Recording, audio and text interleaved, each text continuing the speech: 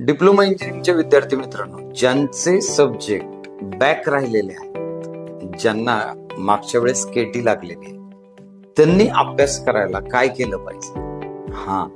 तर त्यांनी अभ्यास करताना रेग्युलरचा जो आहे, चालू जे सब्जेक्ट आहेत त्याला एक टाइम असाइन करून घ्या आणि बॅकच्या सब्जेक्टला सुद्धा कन्सिस्टंटली एक मॉर्निंग किंवा इव्हनिंग एक स्लॉट करा. सकाळच्या सत्रात समजा पाठीमागचे राहिलेले विषय घेत आहे, संध्याकाळच्या सत्रामध्ये चालू जे आहेत या सेमिस्टरला जे सब्जेक्ट आहेत ते घ्या.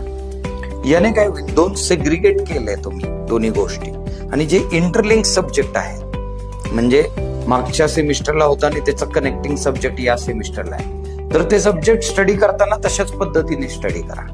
म्हणजे फॉर एक्झाम्पल मेकॅनिकल सिव्हिल वाले कोण आहे आणि त्यांना अप्लाइड मेकॅनिक्स होता, मेकॅनिक्स वरती फ्लुइड मेकॅनिक्स किंवा टॉस जो आहे